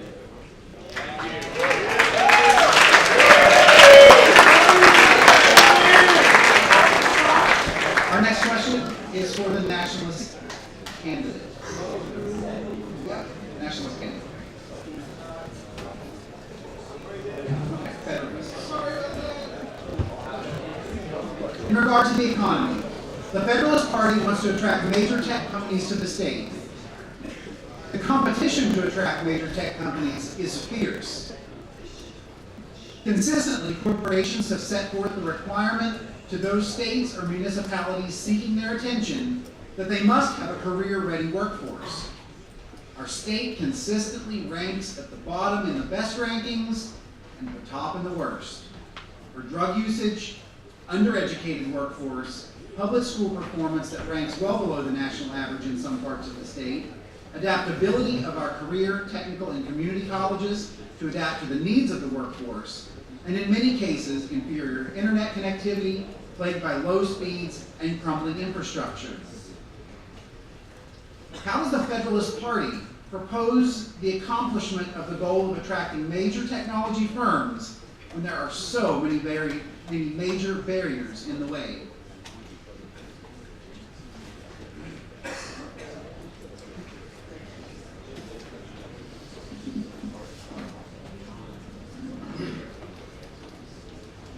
Talking about these barriers in our way, talking about a career workforce, drug problem, education, infrastructure. A lot of that cycles back into our platform. Like with a career-ready workforce and education, a big part of our platform has been to support education. Support, especially as the question asked about particularly large tech corporations and companies, is to support technical and computer type of classes and training, which would help provide that workforce. The drug problem, again, another part of the platform, is to help rehabilitate and try and end the crisis. When it comes to infrastructure, or already, as we talked about, was one of the benefits that would come from legalizing marijuana, is again the taxes that can be used on education, which would help educate. Thank you.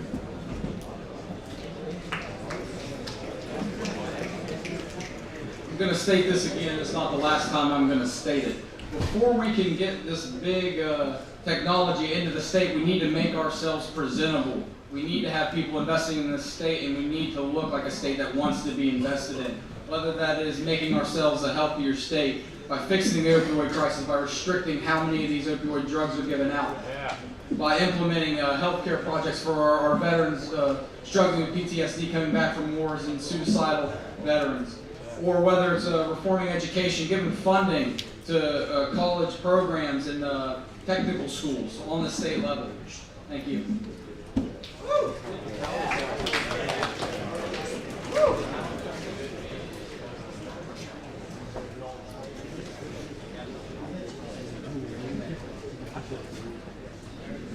Back to making the state look presentable.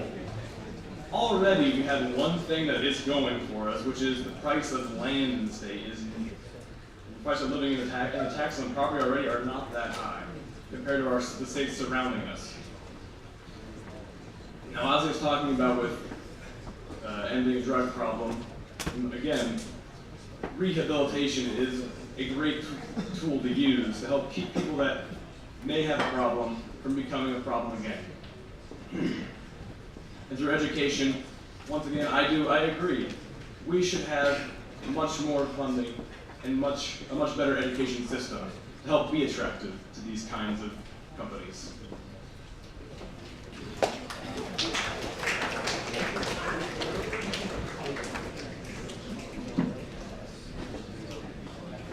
Next question for the Nationalist candidate. The Nationalist Party envisions a healthier state. Our state is consistently ranked among the most unhealthy states. Your party plans to end the opioid epidemic, promote healthy lifestyles, and change the state of mind. While your party plans to legalize marijuana, it wants to end one problem and potentially create another. Marijuana growth, possession, and use are all still against federal law and punishable as federal crime.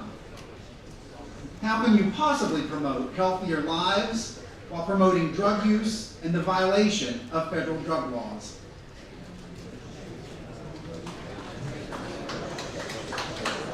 Great question. It's actually going to be pretty tough to answer. You're right, it is a federal law, but there are other states that have already implemented these programs of legalization of marijuana, and there have practically been no consequences so forth on them. And it's working out great for the states that have actually implemented it. And as far as fixing one problem but starting another, that is kind of subjective, because there's been plenty of studies done as far as the addiction to marijuana. A lot of people think it doesn't happen. It's something we definitely have to figure out, though, and it'd be a pleasure to help work with you guys, get your guys' input. Thank you.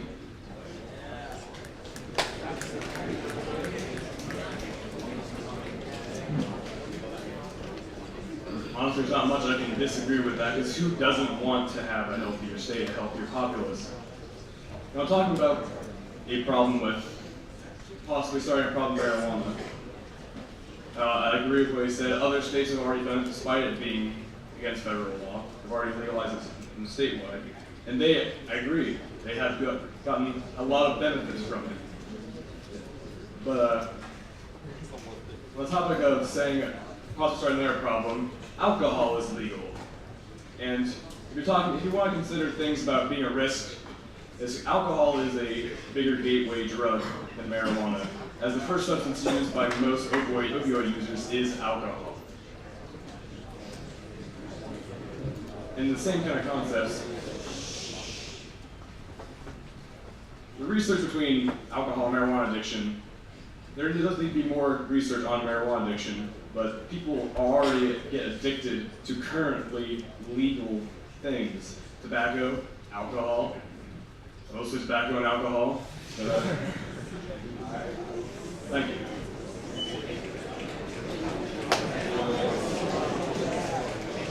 On the topic of a healthier state, the opioid crisis is just one problem. There are many other things that we address in our platform, such as fighting obesity, That starts, honestly, I think, with the children, which would go hand in hand with education for them, teaching these children a healthy lifestyle. I know you might call me a hypocrite because I'm not the healthiest person looking up here. But, and another side is helping our veterans. There are a lot of veterans that come back from these wars with mental disorders and don't know how to seek the help, partially because of the government not being able to give them the help that they need. I believe that we should fully fund programs to help these veterans get the help they need.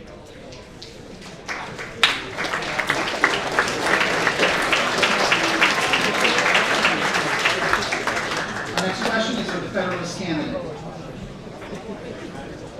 The opioid crisis is claiming lives, practically terrorizing communities, and landing thousands of children in foster care, among many other impacts. The Federalist Party proposes major overhauls to the rehabilitation processes and programs in order to begin to mitigate the crisis. Every available bed in every rehab facility in the state of West Virginia is currently occupied. The cost to operate rehabilitation is extremely high. Rehabilitation reform alone will not solve the problem, but will claim a majority of any budget increases available to begin to resolve the problem. Multifaceted and complex, how will you advance legislation to begin resolving the current issues and ensure the problem reaches an end?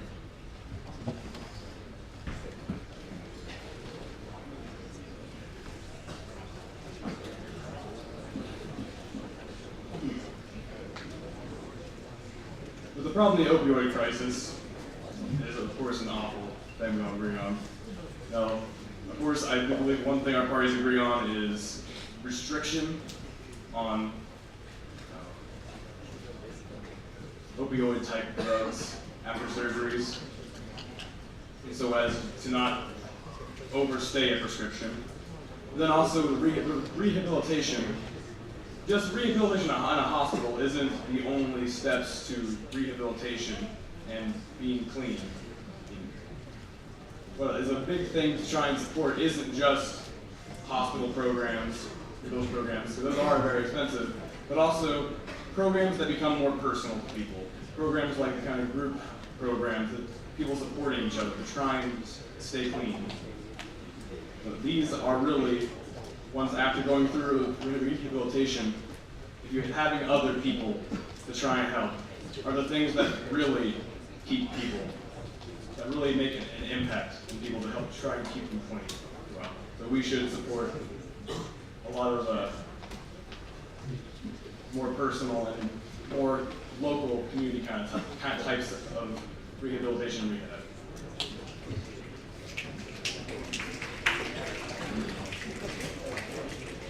My opponent made a very good point, actually. But if you look at the platform, it only fixes part of the problem. It's just going from rehabilitation and the big pharmaceutical companies. This is not what needs to be done. We need to look at every aspect of the opioid crisis, from the pharmaceutical companies to the pharmacies, to the people on the street. We need to clean it, to the rehabilitation centers, to how they get handled in prison, to how they get rehabilitated. Thank you.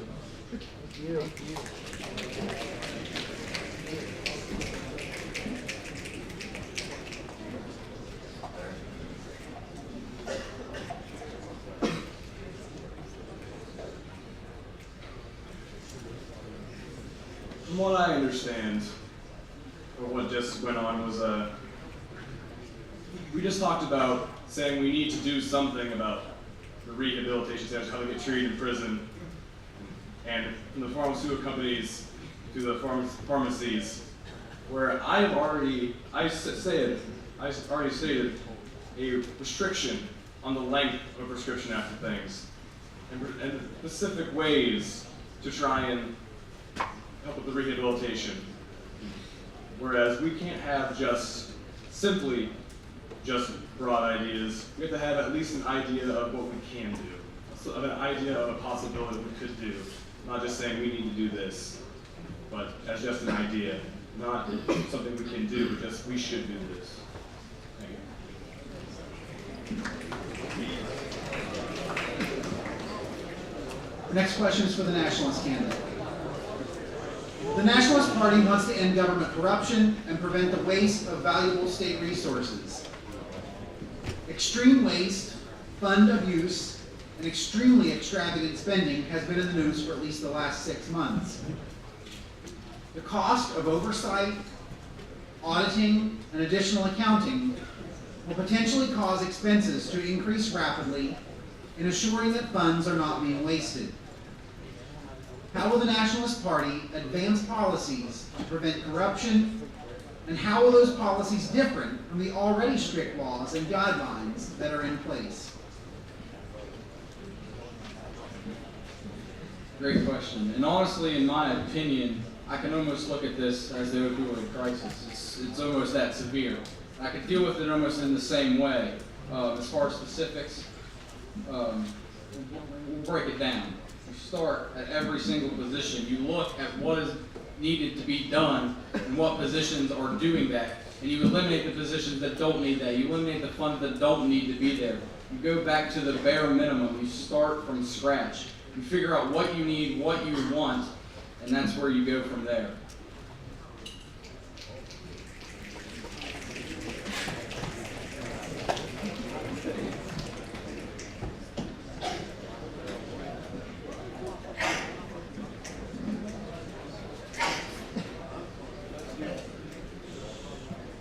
Well, I agree with, we should find a way to use as little resources, as little money as possible. Kind of bare minimum with our government employees, our government officials. Well, I agree with that, but the question is, how are we supposed to find out exactly what the bare minimum is? Because this isn't just on a state level, this goes to county levels. This goes to everywhere. Because particularly in legal things, you might need to hire legal professionals to do things. You might need to hire assessors, land assessors, all kinds of things.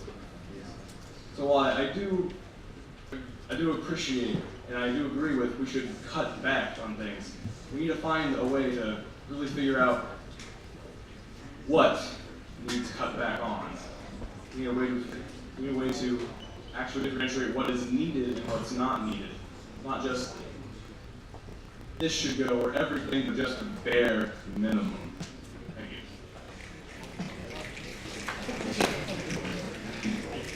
To kind of go off what my opponent said as far as how we're going to do this, it's working hand in hand with the officials that we elect as an assembly, such as the auditor, the treasurer. We go through and finding those places where we need to cut is part of their job and our job as citizens. We will break it down step by step. So we'll break it down step by step on the state, county, and city levels. We will break it down.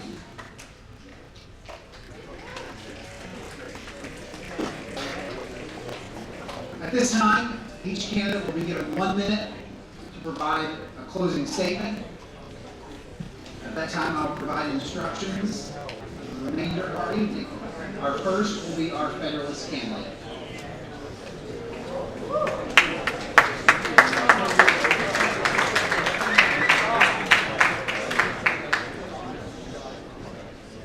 In closing this, I want to be the people's man for you. I want to hear all your input and find a way to strictly figure out the ways to do things.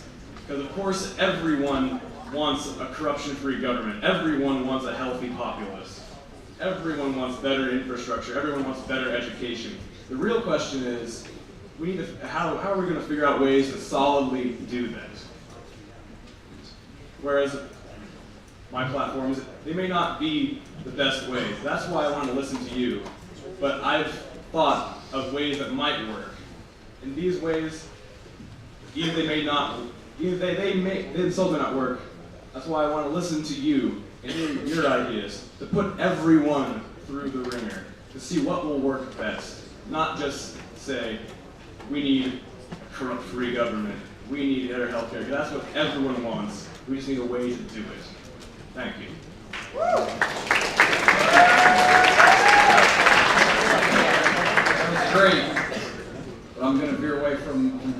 kids just for a second.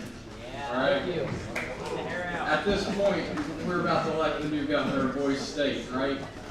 I'm going back to my my convention here. We need to start looking at ourselves as one. We are, although we were assigned these parties, look around at each other. I want you to kind of say it after I say it. We are Boise State citizens. We are Boise State citizens. Although we may be nationalists or federalists, we are all Boise State citizens. We don't need these tags other than for our name. Okay, we are all Boise State citizens. Thank you.